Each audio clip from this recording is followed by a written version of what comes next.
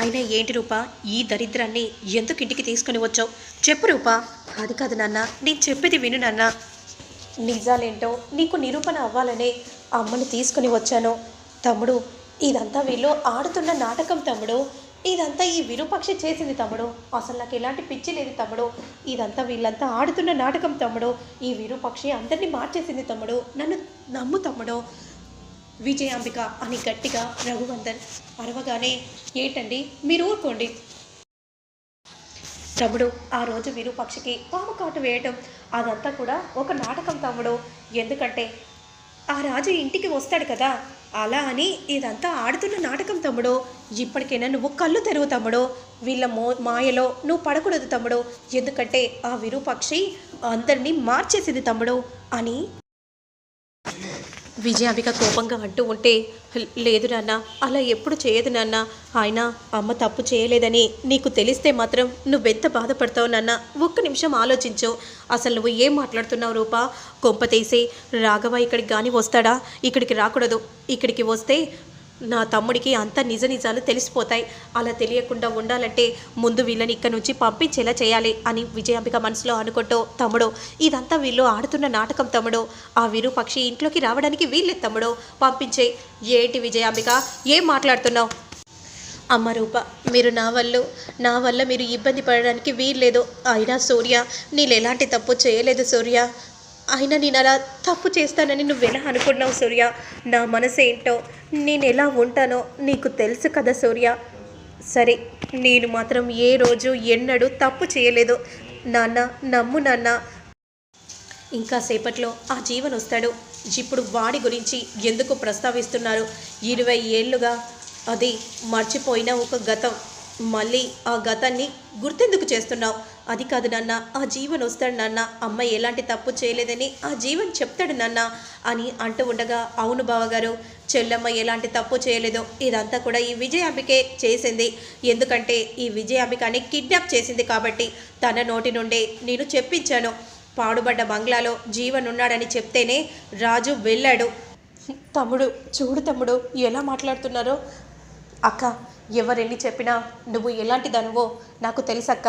పందిని తీసుకుని వచ్చి నంది అని అంటే సరిపోదు కదా, ఎవరు ఎలాంటి వారో నాకు బాగా తెలుసక్క అని అంటూ ఉండగా, మరోవైపు మాత్రం ఈరోజు అమ్మగారు ఎలాంటి తప్పు చేయలేదని పెద్దయ్య గారికి తెలియాలి. ఆ జీవన్ వచ్చి నిజాలు చెప్పాలి. ఇద్దరు భార్య భర్తలుగా సంతోషంగా ఉండాలి.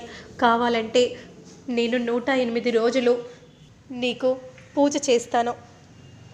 అవసరమైతే ఉపవాసం ఉండమన్నా కూడా ఉంటాను.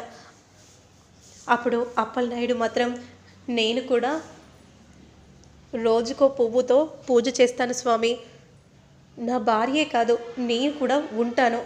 కానీ ఇద్దరిని ఒకటి చెయ్యి. అమ్మగారు ఎలాంటి తప్పు చేయలేదని పెద్దయ్య గారికి తెలిసేలా నువ్వే చేయాలి అనే విధంగా ఇద్దరు కూడా దేవుడికి దండం పెట్టుకుంటూ ఉంటారు.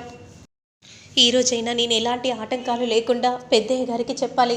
ఖచ్చితంగా అమ్మగారు ఎలాంటి తప్పు చేయలేదని పెద్దయ్య గారికి తెలియాలి అనే విధంగా మనసులో అనుకుంటూ వెంటనే వెళ్తూ ఉంటాడు రాఘవ. అదే సమయానికి ఇక ఇంట్లోకి వెళ్ళబోతూ ఉండగా వెనుక వైపు నుండి వచ్చి తలపై గట్టిగా కొట్టగానే రాఘవ క్రింద పడిపోతాడు. అదే సమయానికి రాజు వస్తాడు. రాజు వెంటనే పరిగెత్తుకుంటూ వచ్చి చూడగానే, రాఘవ ఎక్కడ, ఏమైంది, ఏంది రాజు, రాఘవ నీతో పాటు రాలేదా?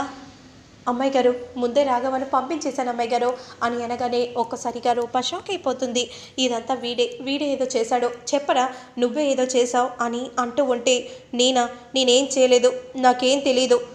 అయినా రాఘవ అన్న పేరు అది కూడా నాకు అత్తయ్య వల్లే తెలిసింది. అంతేకాని ఇలా నా మీద నిందలు వేస్తే మాత్రం బాగుండదు. అయినా నువ్వు బయటికి ఎందుకు వెళ్ళావు చెప్తావా లేదా? నేను అమ్మకు బాడీ పెయిన్స్గా ఉంటే పెయిన్ కిల్లర్ ట్యాబ్లెట్ తీసుకొని రమ్మంటేనే వెళ్ళాను, కావాలంటే చూసుకో అని ఏంటో చూపించగానే ఒక్కసారిగా అందరూ షాక్ అయిపోతారు. చూసావా తమ్ముడు, ఇదంతా వీళ్ళు ఆడుతున్న నాటకం. ఏంటి విజయాంబిక, ఇందాక నువ్వే ఒప్పుకున్నావు కదా పాడుబడ్డ బంగ్లాలో బంధించానని. అవును తమ్ముడు, ఒప్పుకున్నాను అని అనగానే సూర్యప్రతాప్ షాకింగ్గా చూస్తూ ఉంటాడు. చూసావా, ఇప్పటికే అర్థమైందా, తను ఒప్పుకుంటేనే రాజు వెళ్ళాడు. అవును పెద్దయ్య, అక్కడ రౌడీలు ఉన్నారు పెద్దయ్య, వాళ్ళందరినీ కూడా కొట్టాను పెద్దయ్య. అంతలో రాఘవని బయటికి తీసుకొని రాబోతూ ఉండగా ఆ రౌడీలందరూ నన్ను అడ్డుకున్నారు. వెంటనే రాఘవని వెళ్ళమని చెప్పాను పెద్దయ్య. అంటే ఏంటక్క నువ్వే ఇదంతా? లేదు తమ్ముడు, ఈయన గారు పెట్టే చిత్రహింసలకి నాకు ఇంకేమైనా అవుతుందో అన్న భయంతో ఒప్పుకోవాల్సి వచ్చింది తమ్ముడు. ఏం చేయను తమ్ముడు, నాకేం తెలియకున్నా అలా ఒప్పుకున్నాను తమ్ముడు అని విజయాంబిక ఏం తెలియనట్టు అంటూ ఉంటే ఇక సూర్యప్రతాప్ కోపంగా చూస్తూ ఉంటాడు. నాన్న ప్లీజ్ నాన్న, ఏంటి ఎవరు ఎలాంటి వారో ఎన్ని చెప్పినా నాకు బాగా తెలుసు. అది కాదు బావగారు మీరు సైలెంట్గా ఉండండి. మీరు ఇంకే విషయంలోనైనా మాట్లాడండి, కానీ ఈ విరూపాక్షి విషయంలో మాత్రం మాట్లాడకండి. అయినా నువ్వెలాంటి దానివో నాకు బాగా తెలుసు. ఇక్కడి నుండి పంపించేయక్క, ఇక్కడ ఉండకూడదు అని ఏంటో సూర్యప్రతాప్ పక్క నుండి వెళ్ళిపోగానే నా తమ్ముడు ఏం చెప్పాడో విన్నావు కదా, నీ అంతటే నువ్వే వెళ్తావా లేదంటే మెడ పట్టుకొని గెంటేయమంటావా? ఇంకోసారి మా అమ్మను పట్టుకొని అలా మాట్లాడితే మాత్రం బాగుండదు. ఎందుకంటే ఈరోజు నీ టైం నడిచిందేమో, కానీ ఏదో ఒక రోజు మాత్రం మా అమ్మ టైం వస్తుంది. అవును విజయాంబిక, ఏ నిజం కూడా దాగలేదు. ఏదో ఒక రోజు ఖచ్చితంగా బయటికి వస్తుంది. ఆ బయట పడ్డ రోజు అప్పుడు అప్పుడు నా కాళ్ళ మీద పడి నువ్వు ప్రాధేయ పడే రోజు వస్తుంది. నిన్ను మెడ పట్టుకొని నిన్ను గెంటేసే రోజు కూడా వస్తుంది విజయాంబిక అనే విధంగా విరూపాక్షి అంటూ ఉంటే దీపక్ షాకింగ్గా చూస్తూ ఉంటాడు. అసలు ఆ రోజు నేను కాపాడి తప్పు చేశానని అనిపిస్తుంది. ఎందుకంటే నేను ఒక మనిషిని కాపాడితే చాలా సంతోషపడతాను, కానీ నిన్ను కాపాడి నేను తప్పు చేశాను. ఎందుకో తెలుసా? మారుతావని, ఏదో ఒకరోజు మార్పు నీలో కనపడుతుందని. రాక్షసులు కూడా మారి మంచిగా ఉన్నారు, కానీ నువ్వు మాత్రం ఎప్పటికీ మారవు. ఇక నీకు చావే తథ్యం.